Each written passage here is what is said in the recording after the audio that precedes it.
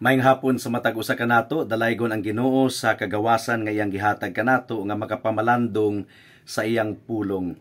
Please turn with me to Romans chapter 2 verses 25 to 29. Roma kapitulo 2 bersikulo 25 hangtod sa 29. Ang giingon dinhi: tungod kay tinuod nga adunay kapuslanan ang pagtuli kung gituman nimo ang kasuguan. Apan kung nagasupa ka sa kasuguan, ang imong pagkatinuli nahimong pagkadili tinuli. Mao nga kung ang dili tinuli nagatuman sa mga gitakda sa kasuguan, dili ba isipon nga pagkatinuli ang ilang pagkadili tinuli. Mao nga ang mga dili tuli sa unod, apan nagatuman sa kasuguan, muhukom kanimo nga adunay kasuguan nga nahasulat ug adunay pagkatinuli apan nagasupak sa kasuguan. Tungod kay ang usa ka tawo dili Hudiyo sa panggawas lamang, o ang pagkatinuli dili sa panggawas o sa unod, kundili ang usa ka tawo Hudiyo sa kinasuluran. Ug ang pagkatinuli mao ang anaa sa kasing-kasing sa espiritu ug dili sa litra. Ang iyang pagdayig dili gikan sa mga tawo kundili gikan sa Dios. May the Lord bless the proclamation of His word at this moment. Now, niadtong miaging simana, gisugda nato ang pagpamalandong sa bersikulo 25 hangtod sa 29. Ug ang buot ipasabot ni Pablo niini nga mga bersikulo is that ang mga hintil nga susama kanato pwede di ay nga pagaisipon nga tinuod nga mga Hudiyo. Posible di ay nga ang mga hintil makapanunod sa mga saad nga gihatag sa Ginoo sa nasod sa Israel. Ug ang natural born nga mga Hudiyo pwede di ay nga dili sila maapil sa gingharian sa Dios. Mo kini punto ni Apostle Paul sa verse 26 ang giingon dinhi, mao nga kung ang dili tinuli nagatuman sa mga gitakda sa kasuguan, dili ba isipon nga pagkatinuli ang ilang pagkadili tinuli. In other words, ang gisulti ni Apostle Paul, mga kaigsunan, kung ang hintil makatuman sa gimando sa balaod, dili ba siya pagaisipon ingon nga Hudiyo? Dili ba siya pagaisipon ingon nga piniling katawhan sa Dios? So the question is, how can this be? So adunay duha ka bahin ang atong pamalandong niining taknaa. Una, God's redemptive purpose. Ikaduha, citizenship in the kingdom of God. Ato unang pangayoon ang grasya sa Ginoo tabang diha sa mga pagampo. Magampo ta. O dear Heavenly Father, salamat kaayo niining taknaa nga imo kaming gihatagan og kagawasan nga makapamalandong sa imong pulong ug ang among confidence anaa sa gahom sa imong pulong o Dios. Among gipangayo nga imong pahumukon ang kasing-kasing ug hunahuna sa matag usa nga dili mo balibad sa imong pulong, hinunua mudawat sa imong pulong, hinuklugan kini, maghinulsol sa sala ug musalig kang Kristo ingon nga bugtong Dios ug manluluwas. Ug among gipangayo nga imong pagalig-unon ang matag usa pinaagi sa imong pulong nga among pamalandungan karon. In Jesus name we pray. Amen and amen. Mudangat na kita sa unang punto, God's redemptive purpose. Ang katuyuan sa Ginoo sa pagtubos sa iyang mga katawhan. Now, adunay mga pipila ka mga importanteng butang nga kinahanglang masabtan nato kung atong i-consider ang biblical theology ug ang katuyuan sa Ginoo sa pagtubos sa iyang mga katawhan. This is one clarification, mga kaigsunan. Usa lamang gayud ang plano sa Ginoo sa pagtubos. Dili duha ang plano sa Ginoo, usa lamang. There is only one plan of redemption. O gituman sa Ginoo ang iyang bugtong nag-inusara nga plano sa pagtubos nga iyang gitakda since eternity past. Even before the foundation of the world, gilatag na sa Ginoo ang iyang redemptive plan o gianam-anam niya kini og padayag didto sa daang tugon. Gianam-anam niya. Nakita nato kini sa kinabuhi ni Adan ug ni Eva didto sa garden sa Eden. Niadtong nahulog sa pagpakasala ang tawo, si Adan ug si Eva, Ang Ginoo naghimo og sinina bisti nga gikan sa panit sa hayop. Mo kini giingon sa Genesis chapter 3 verse 15. Ug magbutang ako og kaaligot-got tali kanimo ug sa babayi ug tali sa imong binhi ug sa iyang binhi, dugmukon niini ang imong ulo ug imong dugmukon ang iyang tikod. So katong gibisti sa Ginoo nga panit sa hayop, kang Adan ug kang Eva mga kaigsunan, usa kadto kahulagway sa redemption, sa pagkamatarong nga gibisti sa Ginoo sa tanang magtutuo sa atong Ginoong Hesukristo. Ug nagsaad ang Ginoo og binhi sa babayi nga umaabot nga mo'y mudugmok sa ulo ni Satanas, sa ulo sa bitin. Unya ang bitin pud kuno mudugmok sa tikod sa anak sa babayi. Mo kini nahitabo ni Kristo didto sa krus sa Kalbaryo. Naganto si Kristo alang sa mga kasalanan sa mga katawhan, apan sa pag-antos ni Kristo nadugmok ang ulo ni Satanas gumikan kay na pahiling kawas ang tanang mga magtutuo nga mutuo sa atong Ginoong Hesukristo, ingon nga bugtong Dios ug manluluwas. So hulagway kadto sa redemption, pinaagi sa grasya, pagtubos pinaagi sa grasya, dili pinaagi sa pagpaningkamot sa tawo. Unsa pa? Ginamanam sa Ginoo og padayag sa daang tugon ang katong arka ni Noe, usa kadto ka shadow, usa kadto ka picture, kahulagway sa provision sa pagtubos sa Ginoo sa mga makasasala. Si Noe nakakaplag og grasya sa mga mata sa Dios. Ug kadtong arka mga kaigsuunan, usa kadto ka lugar nga safe si Noe ug ang iyang pamilya. Gi-provide sa Ginoo kadto nga arka aron dili maapil si Noe ug ang iyang pamilya gikan sa paghukom sa Ginoo sa kalibutan. And that was a picture of the Lord Jesus Christ, nga ang anaa kang Kristo ang nagasalig kang Hesukristo, ingon nga arka sa kaluwasan, maluwas gayod.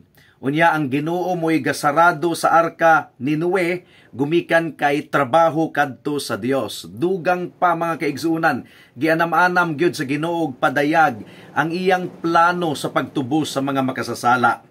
Gisultihan sa Ginoo si Abraham nga pinaagi sa iyang kaliwat, pinaagi sa iyang binhi ang tanang mga katawhan sa kalibutan mapanalanginan ug asa man kini natuman kini diha sa atong Ginoong Hesukristo. Ang giingon sa John chapter 8 verse 56, nagmaya ang inyong amahan nga si Abraham sa pagkakita niya sa akong adlaw, nakita niya kini ug nalipay siya. So nakita di ay ni Abraham gikan sa layo nga si Kristo ang katumanan sa binhi nga gisaad sa Ginoo, nga pinaagi sa binhi ni Abraham nga si Hesukristo, mapanalanginan ang tanang mga kanasuran sa kalibutan. Unsa pa? Kadtong paghalad sa Ginoo katong paghalad ni Abraham kang Isaac didto sa Mount Moriah, usa kadto ka picture sa amahan nga iyang gisakripisyo ang iyang anak alang sa katubusan sa mga katawhan, o gipadayag pinaagi ni adto nga hulagway mga kaigsuunan ang concept sa substitute o kapuli. Nga imbis nga si Isaac gayod ang masilutan, ang Ginoo nagprovide og karnero nga mo'y gihalad instead nga kang Isaac, or instead nga si Isaac ang ihalad. Ang giingon sa Genesis chapter 22 verse 8, ug miingon si Abraham, anak ko, ang Dios mao ang maghatag og kordero alang sa halad nga sunugon. Mao nga mipadayon silang duha sa pag-adto didto. So imbis nga si Isaac gyud ang literal nga gihalad didto sa altar, ang Ginoo nagprovide og kapuli nga kordero og picture kadto sa atong Ginoong Hesukristo, nga imbis nga kita ang pagasilutan sa Ginoo gumikan sa atong mga kasalanan, si Kristo ang kordero sa Dios nga nagula sa iyang dugo didto sa krus sa Kalbaryo. Unsa pa? Sa pagdagan sa mga katuigan mga kaigsuunan, gipahiling kawas sa atong Ginoo ang mga Israelita gikan sa pagkaulipon didto sa Ehipto. Ug picture kadto sa pagluwas sa Ginoo kanato gikan sa pagkaulipon sa sala. In fact, sa John chapter 3 verse 14 to 15, kadtong halas or bitin nga bronze nga gituboy ni Moses didto sa kamingawan gipasabot sa atong Ginoong Hesukristo nga hulagway kadto kaniya mismo, hulagway kadto ni Jesus mismo sa dihang ituboy siya didto sa cross sa Kalbaryo ug ang tanang magsalig kaniya dili mamatay, adunay kaayuhan. Ang giingon diri sa John chapter 3 verse 14 to 15, ug sama nga gibayaw ni Moses ang bitin didto sa kamingawan, ang anak usab kinahanglan nga ibayaw aron si bisan kinsa nga motuo kaniya dili malaglag kun dili makabaton og kinabuhing walay katapusan. Didto sa kamingawan ang mga Israelita mirebelde batok kang Moises ug batok sa Dios, mao nga gipadad-an sila sa Ginoo og mga halas nga mga lala kaayo, daghang nangamatay, pero gisugo sa Ginoo si Moses sa pagbuhat og bronze nga halas aron ang mga napaakan mututok sa maong bronze nga halas ug dili sila mamatay. Mao kadtoy picture sa atong Ginoong Hesukristo nga gituboy didto sa krus sa Kalbaryo, giula niya ang iyang dugo aron si bisan kinsa nga mututok kang Kristo, mutan-aw kang Kristo, dili gayud mamatay, dili malaglag kundi adunay kinabuhing walay katapusan. Unsa pa? Ang saad sa Ginoo kang Abraham natuman gayud diha sa atong Ginoong Hesukristo ug diha sa iyang iglesia. Ang giingon sa Galatians chapter 3 verse 16, karon gihatag ngadto kang Abraham ug sa iyang binhi ang mga saad. Wala siya miingon og ngadto sa mga binhi, dili daghang mga binhi, usa lang ka binhi nga murag daghan kun dili usa lamang, ngadto sa imong binhi nga mao si Kristo. So katong seed of Abraham nga gisaad sa Ginoo nga pinaagi niini nga binhi, mapanalanginan ang tibuok kalibutan, si Kristo de kadto. Natuman diha sa atong Ginoong Hesukristo. Tibuok kalibutan, dili lang mga Hudiyo, dili lang Israel. Ang buot ipasabot niini mga kaigsuunan. Ang plano sa Ginoo sa pagtubos usa lamang gayod. O kini nga plano natuman diha sa atong Ginoong Hesukristo. Nakigsaad ang Ginoo ngadto kang Abraham nga panalanginan sa Ginoo si Abraham o gikan kang Abraham mugula ang daghang mga katawhan ug ang mga gasa sa Ginoo ug ang gisaad sa Ginoo dili gayud niya bawion. And yet kung atong basahon ang New Testament mga kaigsuunan, ang katumanan di ay sa gisaad sa Ginoo ngadto kang Abraham natuman diha sa iglesia, diha sa atong Ginoong Hesukristo, diha sa iyang iglesia composed of both Jews and Gentile. Dili ra di ay sa mga Hudiyo. Nagsaad ang Ginoo nga aduna gayoy mga nahabilin nga mga katawhan nga mga mutuo kaniya, mga Hudiyo ug tinuod. Hangtod sa atong panahon karon dili tanang mga Hudiyo misalikway kang Hesus. Aduna gihapoy pipila ka mga Hudiyo nga nahimong magtutuo. Ug naluwas sila sa susamang paagi nga ang mga hintil naluwas. Naghinulsol sila sa ilang sala ug nagtuo ug nagsalig sa atong Ginoong Hesukristo alang sa kaluwasan. So sila ang gipili sa Ginoo diha sa iyang grasya. Mo kini gipasabot ni Pablo sa Romans chapter 11 verse 5. Ang gingon dinhi, bisan pa niining kamulo nga panahon, adunay salin sumala sa pagpili sa iyang grasya. So dili day tanang mga Hudiyo misalikway kang Hesus, while the vast majority misalikway kang Hesus. Duna day gihapoy nakadawat sa grasya sa Ginoo diha sa kaluwasan nga mga Hudiyo. And at the same time, diha sa iglesia sa atong Ginoong Hesukristo nahimong usa ang mga Hudiyo ug mga hintil. Wala nay Hudiyo, wala nay hintil, usa na ang duha ka kampo diha sa atong Ginoong Hesukristo. Gitangtang na sa Dios ang bungbong sa panagbulag mga kaigsuunan. Mo kini gipasabot ni Paul sa Ephesians chapter 2 verse 14. Ang giingon dinhi, tungod kay siya ang atong kalinaw nga naghimong usa sa duha ug mibungkag sa tungang pader sa panagbulag tali kanato. So adunay pader sa panagbulag, tali sa mga Hudiyo ug sa mga Hintil, diha kang Kristo sa sulod sa iyang iglesia, nabungkag na ang pader, wala nay Hudiyo, wala nay Hintil, kitang tanan nga anaa kang Kristo, usa na kakatawhan sa Ginoo, usa na kakatawhan nga sakop sa iyang panimalay ug sakop sa iyang iglesia. Ang tanang mga saad sa Ginoo sa pagtubos nabatunan, naangkon sa susamang mga Hudiyo ug mga Hintil. Wala nay tinuli, wala nay dili tinuli, wala nay Hudiyo, wala nay Hintil. Gituman ang Ginoo, gituman sa Ginoo ang tanan niyang saad ngadto sa Israel, diha di ay sa iglesia. Dili di ay Israel lamang. Mo kinigi saad sa Ginoo sa Romans chapter 2 verse 28 hangtod sa 29. Tungod kay ang usa ka tawo dili Hudiyo sa panggawas lamang, o ang pagkatinuli dili sa panggawas o sa unod, kundili ang usa ka tawo Hudiyo sa kinasuluran, ug ang pagkatinuli mao ang anaa sa kasing-kasing sa espiritu ug dili sa letra. Ang iyang pagdayeg dili gikan sa mga tawo kundili gikan sa Dios. Now pinaagi sa pagtuo, si Abraham parihong amahan sa mga Hudiyo ug sa mga Hintil.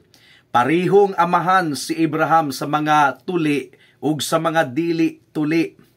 Ang deciding factor di ay sumala pa sa atong gipamalandungan ni atong miaging Domingo, ang deciding factor dili di ang dugo, dili ang kaliwat, mga kaigsuunan nga pisikal, kundili ang deciding factor kung ang usa ka tawo magtutuo ba kang Kristo, nahimo na ba siyang bag-ong binuhat diha kang Kristo. Ang giingon sa Galatians chapter 6 verse 15 to 16, ang giingon dinhi mga kaigsuunan, tungod kay diha kang Kristo Jesus, walay kapuslanan bisag unsa ang pagkatinuli o ang pagkadili tinuli, kundili ang pagkabag-ong binuhat. Ug si bisan kinsa ang magkinabuhi sumala niini nga lagda, ang kalinaw maanaa kanila ug kaluoy ug sa Israel sa Dios. Ang tinuod di ay nga Israel ang iglesia, composed of both Jews and Gentiles. Galatians chapter 3 verse 29. Ang giingon dinhi mga kaigsunan, ug kung kamo iya kang Kristo, nan mga kaliwat kamo ni Abraham, ug manununod sumala sa saad. So bisan pagkapila pata nahimong Hintil mga kaigsunan, kung kita anaa kang Kristo, giisip kita nga kaliwat ni Abraham ug manununod sumala sa saad. So in essence mga kaigsuunan, ang church mao ang Israel. Ang Israel nga tinuod mao ang church. The church and Israel are one. Ug gipamatud-an kini sa saad sa Ginoo sa Jeremiah chapter 31. Sa Jeremiah chapter 31 nagsaad ang Ginoo nga iyang pagatukuron ang new covenant with Israel. Bag-ong kasabutan sa Israel. And you know what? This is fulfilled in the church. Wala kini natuman sa physical nga Israel nga tuwa dito sa Middle East, natuman kini sa spiritual Israel nga mao ang iyang iglesia. Mo kato atong pamalandong ni adtong miaging Domingo. Ug ang atong Ginoong Hesukristo nagamando, nagarule sa iyang gingharian pinaagi sa church. Ang giingon ni F.F. Bruce mga kaigsuunan, the hope of an earthly and national kingdom was recast after Pentecost as the proclamation of the spiritual kingdom of God to be entered through repentance and faith in Christ. So wala na di ay literal nga kingdom of Israel didto sa Middle East karon. Spiritual kingdom of Israel. Ug ang tanang mga lumulupyo sa maong gingharian magtutuo sa atong Ginoong Hesukristo. Naghinulsol sa ilang sala ug nagsalig kang Kristo. Now, wala ta nagaingon nga ang church mo'y mipuli sa Israel. Ang church mao ang Israel. The church is Israel. Mao gyud ni ang plano sa Ginoo sukad pa or even before the foundation of the world. Sa wala pa matukod ang kalibutan, ang kadtong physical nga Israel, ethnic Israel, anino lamang di ay kadto sa tinuod nga Israel nga mao ang church, spiritual Israel. In other words, ang atong Ginoong Hesukristo mao ang katumanan sa tanang gisaad sa daang tugon. Si Kristo ang kaliwat ni Abraham, ang binhi ni Abraham. Ug si Hesukristo ang tinuod nga Israel sa atong Dios. Ug ang tanang mga nahiusa kang Kristo, nahimo silang sakop sa tinuod nga Israel. Now, mahinungdanon kaayo higala nga ikaw mahimong kabahin, mahimong sakop sa tinuod nga Israel. Kay gihimo kining klaro sa atong Ginoong Hesukristo nga walay kaluwasan apart from being part of the spiritual Israel of God. Ang kaluwasan anaa sa mga Hudiyo, ug ang tinuod nga Hudiyo, according to Paul, mao kadtong mga magtutuo sa atong Ginoong Hesukristo nga naghinulsol sa ilang sala ug nagsalig sa atong Ginoong Hesukristo. Di ba? Ang Hudiyo dili sa panggawas kundi sa kinasuluran. Niadtong miingon ang atong Ginoong Hesukristo nga ang kaluwasan anaa sa mga Hudiyo, spiritual di ay nga mga Hudiyo ang gihisgutan niini, dili ang physical nga mga Hudiyo nga atoa didto sa Middle East karon. John chapter 4 verse 22. Gisimba ninyo ang wala ninyo mailhi. Nailhan namo ang among gisimba tungod kay ang kaluwasan anaa sa mga Hudiyo. Well, ang kaluwasan anaa sa mga Hudiyo, pero kinsa ang mga Hudiyo? Ang tinuod nga Hudiyo dili sa panggawas kundi sa pangsulod, mga kaigsunan. Ang tinuod nga naghinulsol sa ilang sala ug nagtuo sa atong Ginoong Hesukristo. Mao nga gikinahanglan nimo higala ang bag-ong kasing-kasing. Gikinahanglan nimo ang tinuod nga pagkamatarong ug maangkon lamang nimo kini pinaagi sa atong Ginoong Hesukristo. Romans chapter 2 verse 29 ang giingon dinhi, kundili ang usa ka tawo Hudiyo sa kinasuluran, ug ang pagkatinuli mao ang anaa sa kasing-kasing, sa espiritu ug dili sa letra. Ang iyang pagdayeg dili gikan sa mga tawo kundi gikan sa Dios. So kung pangutan-on nimo ako higala, pila man ka gingharian anaa ang atong Dios, usa lamang ka gingharian, usa lamang kadalan nga makasulod kita sa iyang gingharian, ug kana pinaagi lamang sa atong Ginoong Hesukristo. Anaa na ba ikaw kang Kristo higala? That is the first point. Ang ikaduhang punto, citizenship in the kingdom of God. Gihatagan ni Pablo og hulagway ang mga tinuod nga lumulupyo sa gingharian sa Dios. Now, daghan kayong mga Christians, and I am afraid nga kasagara sa mga Christians, wala gayud nila ma-appreciate og duro. Wala nila masabti og duro ang mga pribilehiyo nga naangko nila because they are citizens of the kingdom of God. Ang giingon ni Pablo, mga kaigsunan, is that kita nga mga Kristohanon or isip Kristohanon, nahimo kitang mga katawhan sa Dios, piniling katawhan sa Dios, nga adunay tanang pribilehiyo nga gisaad sa Ginoo ngadto kang Abraham madawat usab nato. And for the remainder of this sermon, mga kaigsunan, atong tun-an kini nga mga pribilehiyo nga gisaad sa Ginoo ngadto kang Abraham, pero madawat kini nato pinaagi sa atong Ginoong Hesukristo. Manununod kita sa gingharian sa Dios.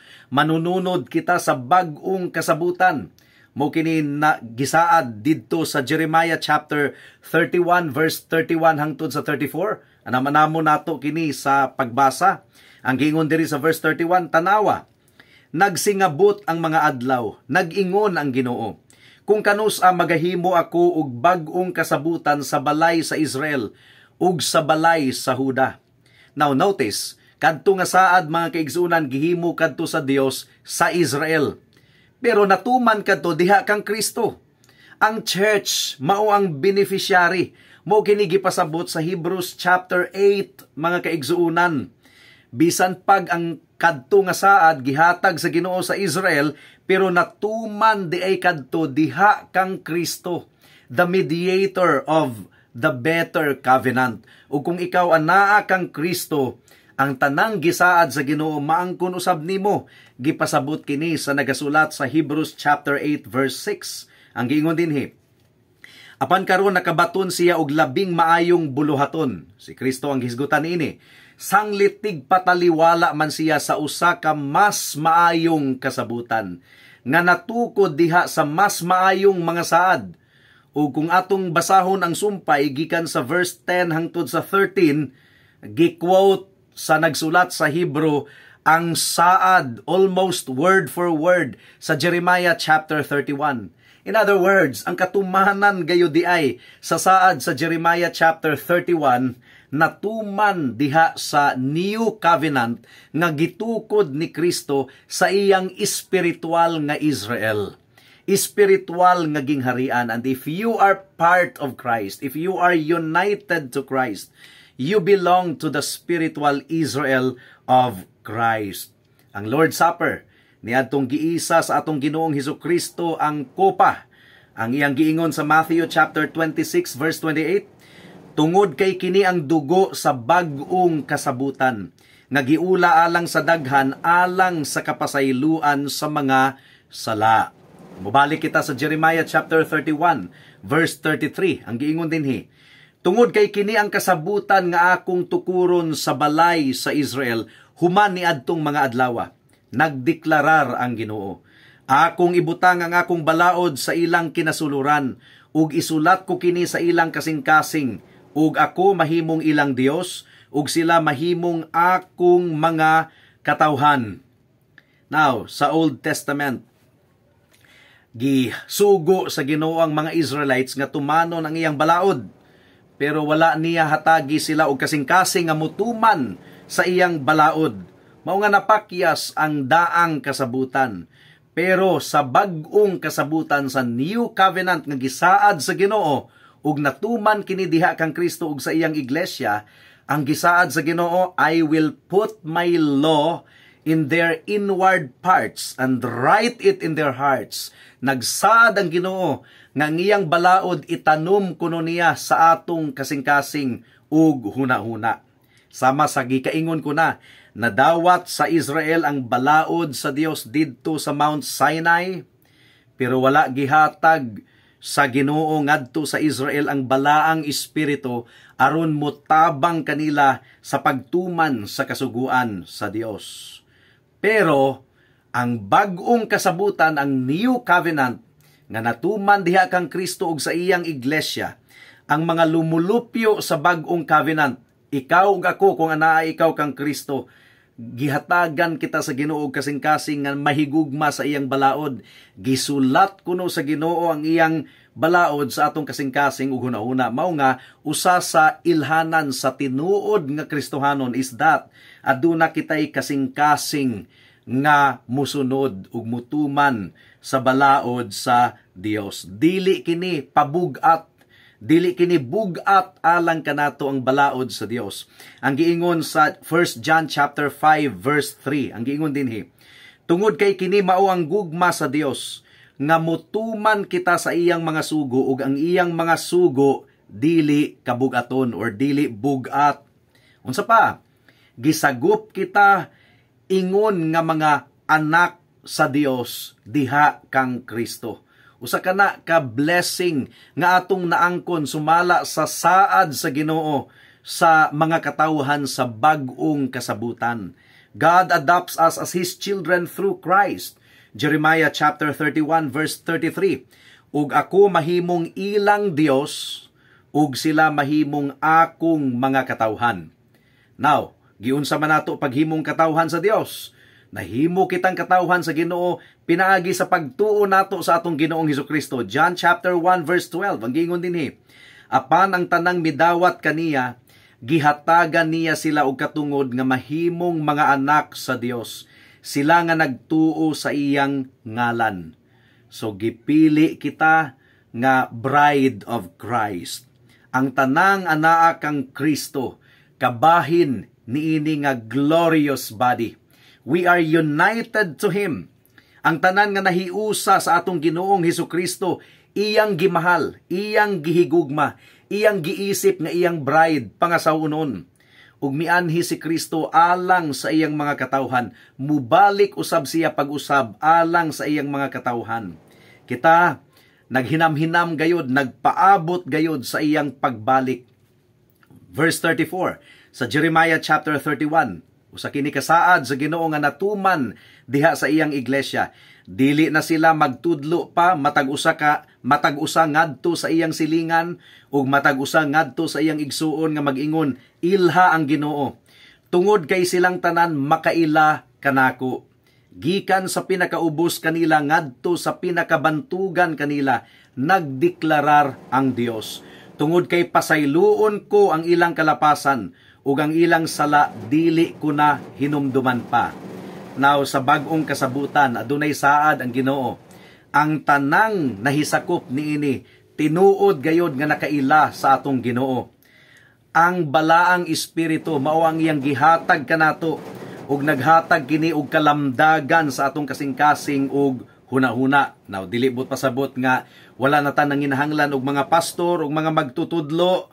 Dili na mo'y but pasabot. Ang buot ipasabot mga kaigsuunan is that ang tanang tinuod nga mga magtutuo nakaila gayod sa atong Ginoong Hesukristo. Because in the New Testament, salvation is equated with knowing Christ. Mao kini ang buot pasabot sa kaluwasan sa bag-ong tugon. Nakaila ka sa Ginoo. Nakaila ka kang Kristo. Bugtong Dios mo ba siya? Manluluwas mo ba siya? 2 Peter chapter 1 verse 3. Ang giingon dinhi mga kaigsunan.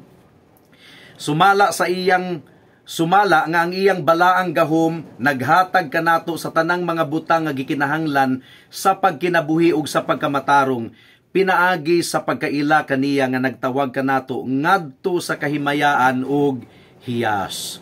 Now unsa pa ang panalangin? Nadawat nato ang kapasayloan sa tanan natong mga sala. Ug nahimo lamang kining posible pinaagi kang Kristo, gumikan kay klaro kayong gisaad sa Ginoo ang giingon nga kung wala kunoy pagpaaga sa dugo, walay kapasayloan sa kasalanan. Si Kristo ang nagpaaga sa iyang dugo dito sa krus sa Kalbaryo. Mao nga ang tanang nagatuo kaniya napasaylo ang ilang mga sala. This is universal forgiveness alang sa mga lumulupyo sa gingharian sa atong Ginoong Hesukristo. Unsa pa ang panalangin sa tanang mga kabahin sa bag-ong kasabutan, mga katawhan sa Ginoo, kabahin sa true spiritual Israel of God. Ang balaang espiritu gihatag sa Ginoo ngari kanato. Didto sa daang tugon, ang balaang espiritu come and go, mukunsad, panalagsa, unya mubiya na pod. For example, si Haring Saulo, ang dautan nga hari sa Israel. Wala gayoy kasing-kasing alang sa Ginoo. Pero matod pa sa 1 Samuel chapter 10 verse 6. Gikunsaran siya sa balaang espiritu temporarily. Mibiya ang balaang espiritu gikan kaniya, pero once upon a time sa iyang kinabuhi, gikunsaran siya sa balaang espiritu. 1 Samuel chapter 10 verse 6. Ug mukunsad ang espiritu sa Dios diha kanimo ug magpropesiya ka ug mahimo kang daw lahi nga tawo. Now, sa mga magtutuo sa daang tugon, adunay balaang espiritu nga kauban nila, but not in the sense nga susama sa bag-ong kasabutan nga ang balaang espiritu nagpabilin gipuno ang mga katawhan sa balaang espiritu. John chapter 14 verse 16 to 17 mukinisaad sa Ginoo. Ug magampo ako sa amahan ug hatagan kamo niya og laing maghuhupay aron magpabilin siya kauban ninyo hangtod sa kahangturan. This is the difference. Sa daang tugon, wala nagpabilin kanunay ang balaang espiritu kanila. But in the new covenant, ang balaang espiritu nagpabilin sa mga katawhan sa Dios hangtod sa kahangturan. Sumpay pa, ang espiritu sa kamatuoran. Nga dili madawat sa kalibutan tungod kay dili kini makakita kaniya o makailaman kaniya apan nailhan ninyo siya. Tungod kay nagpabilin siya kauban ninyo ug maanaa siya kaninyo. Nanatuman kini nga saad dito sa adlaw sa Pentecostes. Niadtong gibubo ang balaang espiritu ug nagpabilin sa mga katawhan sa Dios. And in this sense, mga kaigsunan, kita templo sa atong Dios. 1 1 Corinthians chapter 6 verse 19. Templo kita sa atong Dios. Ang balaang espiritu nagpabilin nga ri kanato. 1 Corinthians 6:19 unsa? Wala ba kamo masayod nga ang inyong lawas mao ang templo sa balaang espiritu nga anaa kaninyo, nga nabatunan ninyo gikan sa Dios ug dili na kamo ang tag-iyan ninyo. 2 Corinthians 6:16. Ug unsa ang panag-uyon nga anaa tali sa templo sa Dios ug sa mga Dios-Dios, tungod kay kamo mao ang templo sa buhi nga Dios. Sama sa giingon sa Dios, magpuyo ako diha kanila, ug maglakaw diha kanila, ug ako mahimong ilang Dios, ug sila mahimong akong mga katawhan. So you see, kita di ay ang manununod sa mga saad sa Ginoo. Tanan nga gisaad sa Ginoo sa nasod sa Israel, atua, maato or naato mga kaigsuunan, because we are united to Christ. Kita di ay ang tinuod nga mga binhi, mga kaliwat ni Abraham. 2 Corinthians chapter 1 verse 20 ang giingon dinhi. Tungod kay ang tanang mga saad sa Dios diha kaniya, diha kang Kristo kuno. Oo. Ug diha kaniya amen. Alang sa kahimayaan sa Dios pinaagi ka kanato. So nahasakop kita sa usa ka dakong nasod, dili maihap nga mga katawhan. Laliman ka from every tribe, every tongue, and every nation. Ang iglesia sa Ginoo sa tibuok kalibutan composed of Jews and Gentiles. 1 Peter chapter 2 verse 9 and 10 ang giingon dinhi. Apan kamo usa ka piniling henerasyon, usa ka maharlikang pagkapari, usa ka balaang nasod, usa ka pinasahi nga katawhan, aron inyong ipakita ang mga pagdayig alang kaniya nga nagtawag kaninyo gikan sa kangitngit ngadto sa kahibulungan niyang kahayag, nga niadtong nang labay nga panahon, dili kamo iyang mga katawhan apan karon mga katawhan sa Dios, nga kanhi wala nakabaton og kaluoy apan karon nakabaton na og kaluoy. Unsa pa? Di ba gisaaran sa Ginoo ang nasod sa Israel og yuta? Pero karon gubat didto sa Middle East. Apil ang Gaza didto sa Israel. Dili day kadto ang ultimate nga katumanan sa saad sa Ginoo. Ang literal nga yuta. Nasayod si Abraham nga ang Kanaan dili gyud to ang ultimate nga katumanan sa saad sa Ginoo sa yuta.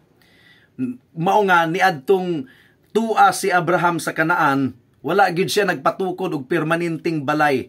Nagpabilin siyang nagpuyo sa tolda because he was looking forward sa langit nun nga yuta, langit nun nga palasyo nga gitukod dili sa kamot sa tao kundi dili sa kamot sa Dios.